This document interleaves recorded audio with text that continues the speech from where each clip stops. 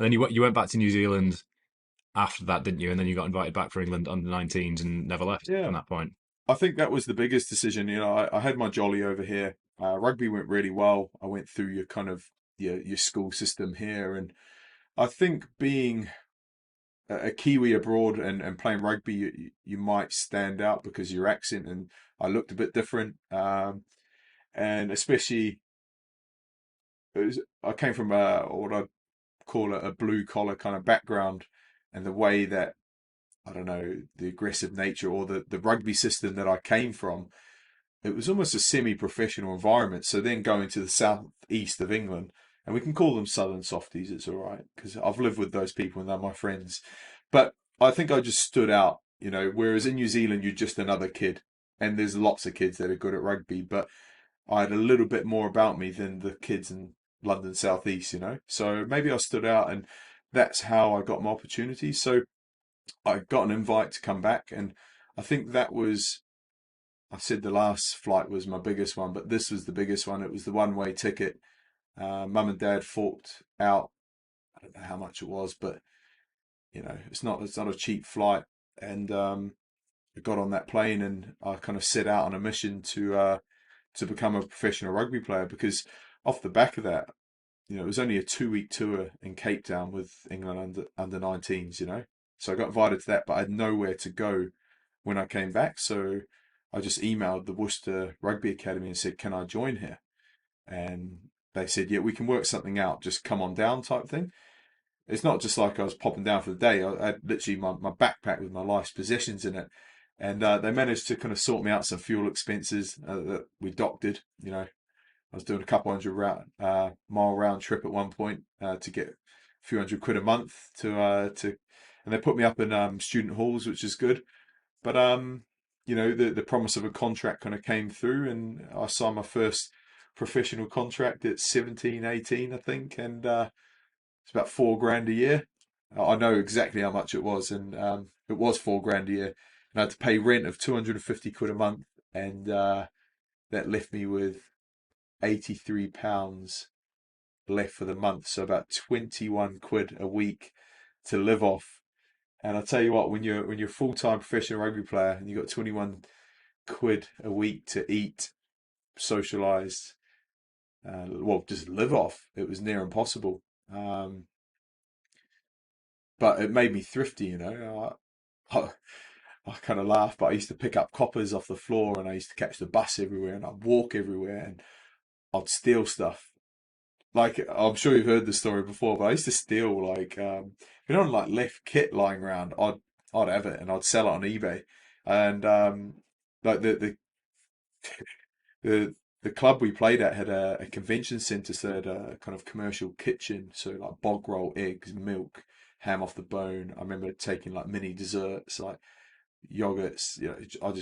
I pilfered the place, but I wasn't the only one. But I won't rat my mates out. But we were kind of like I called the chapter in my book "The Lost Boys." We were all kind of like a motley crew, and we're just finding a way to get by. But I suppose the best thing and the worst thing, there's two ways to look at this. It was formative in the respect of I had 2 years from 17 till 19 living by myself, being thrifty, finding out how to earn money, finding out how to train, having a real hunger to become, you know, proper professional, not 4 grand a year professional. And it wasn't quite happening for me at Worcester. I was still within that England sort of age group thing, and I had counterparts or teammates when I went away with England, and these guys were out of school on 20, 30 grand, and I was like, fuck, like how do I do that? So I approached Northampton on a Monday night after we played them. I just said to the coach, "Can I come here?" Just like I said to Worcester, "Can I come here?" I said to Northampton, "Can I come here?" And they said, "We can make that work." So they said, "Can we do anything in the meantime to help you out?" I said, "Oh, I'm just struggling financially. I wasn't telling lies. I needed some help." And they sent me a check for 1,500 quid, which I'm sure is highly illegal. I'm sure it's poaching, but this is back in 2005. Yeah, it's And probably like relatively winning the lottery for you at the time, from 21 quid a week to 1,500. I can imagine that's bottles of Moe going all over the place. And That was exactly it. You've obviously done your homework. But we went out that night and we actually drank Moe and brought an iPod and that was like super. accidental homework there. I didn't. That's just how I would have done it. So great minds think alike, eh? No, it's 100% the truth. We went out and did that. But I think what that did is when I moved to Northampton, they doubled my salary, and then when I turned up there, I got a free house, so I didn't have to pay for rent. I got a free meat pack every week. So I got free meat, got free veg box, I got free boots, free trainers, and I doubled my salary, and I didn't have anything to spend it on. So at that moment, I arrived at Northampton and they said, go for it. And that kind of allowed me not to worry about earning money. So when I was at Worcester, I worked in the evenings. I did everything from like cleaning gutters to glass collecting in nightclubs to leaflet and pamphlet kind of deliveries in the day in between. Train in the morning and then train in the afternoon in between. I was probably racking up 20,000 steps delivering bloody pamphlets. But I did all sorts of stuff. But when I got to Northampton, it kind of freed me up. And I this means nothing to anyone else, but I talk about it in my book. There's a time when I was at Worcester, and I had to ring my mum and dad because my boots had broken. And at 21 quid a week, I would have to save, not eaten anything for 1.5 months or done anything, and saved up, my 190 quid, whatever it is, to buy a good pair of boots these days. And I tried everything. I duct taped them up. I've done everything. And even our coach gave me a pair of size 13s and I'm a size 11. I tried wearing those, just couldn't do it. And my boots just like disintegrated. And it was almost like the walk of shame, walking down to the local corner shop, going into the phone box, putting the coins in, ringing mum and saying, "Can I have some money, please?" And I felt so embarrassed at doing that. And I was only 18, 17, 18 years old at the time, but I'd set out off on that journey to become the professional rugby player. And I was in their eyes because I told mum at Worcester and I get paid. But mum, can I have some money, please, to buy some boots just so I can basically ply my trade? And that for me was like an embarrassing moment. And I felt like I'd failed because I couldn't provide for myself. Um, and again, when I compare it to then moving to Northampton, where I got a free pair of boots and shoes on arrival, it was like, and I was getting paid double my salary. I felt like I again won the lottery, but it freed me up to focus on becoming a professional rugby player. So that experience at Worcester was it put me in good, it just prepared me for what was to come. And I found, because I'd been cutting my teeth down in Worcester, which was a lower club, a championship club, proper again blue collar sort of training sort of style that we had. It was very spit and sawdust. I then turned up to Northampton, which is quite a polished kind of Premiership club, and my academy counterparts that I came in with were just leaving boarding school or leaving the nest. Mummy and daddy dropped them off Saturday, Sunday. They'd go home and they'd spend birthdays, Christmases at home. They'd get their laundry done. They'd come back with full bags of groceries and shit like that. And I felt like at 19, I was a full grown man. I've been I've been training and fighting against men for 2 years at Worcester. I've been doing horrendous military based training. I've been working mornings, noon, night, to get by. Um, my staple diet was like poached eggs on toast because that was the cheapest thing. And like those kilo bags of pasta. Yep. Yeah, Yeah, know them I well was. from university days. Oh yeah, and I remember when we lived in university halls. We only lived there because it was summer holidays, but we went around kind of busting locks off fridges and cupboards, taking like people's food. But like you do what you got to do.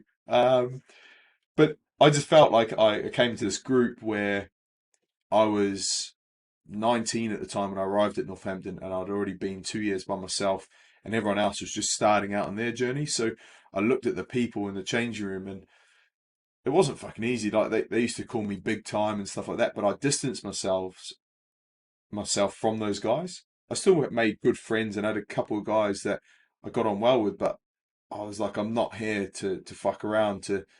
I don't want to just be an academy player. I've done that for a couple of years. I want to go train with the men. I want to hang out with the men. So really early, I latched on to a couple of couple of my idols growing up. Like there's a Carlos Spencer signed the same year as me, so like 3 years previous, I'm in New Zealand watching the All Blacks as a 16-year-old, and King Carlos is there.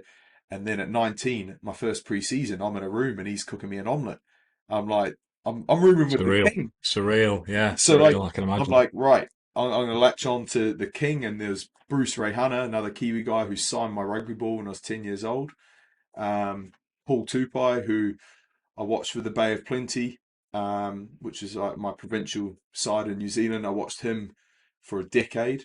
Um, and it turns out like his dad used to drive the bus that my dad used to catch to work. And, Big Toops now is like my best friend. He's stayed in Northampton. His son Connor, who I've known since 6 years old, is now 21 in the Saints first team. So I kind of latched on to these older dudes, and I was like, I want to be seen as a man, and I want to learn. They spoke my language. They were Kiwis. Culturally, we were very similar. And, I got invited to the back of the bus. It was the old days where, like, the back of the bus doesn't exist anymore. It's like anyone can sit wherever they want, but kind of got, worked my way down the back of the bus and pull up at the services, and, 50 quid would be put in my hand, or the credit card, and be like, Neff, go get the beers, go get the McDonald's, get whatever you want for yourself. And these are the days where I didn't have a car as well. So when we got back off the bus, I wouldn't drink, and I'll drive the boys around the pubs, I'll drive them around town, and then I'll drop them home, and then I get to keep the car for the weekend. So like, I got looked after in that respect. And then I suppose I created my own sort of environment, or family, um, because Christmases I didn't have my family, or so every sort of milestone or those events was spent with those people. And then when I look back at it now, the penny's just dropping. But I suppose it's the law of averages, and who you spend your time with, right? Um, I just wanted to be seen as a, a like a men's rugby player, not as an academy boy. And I think it worked.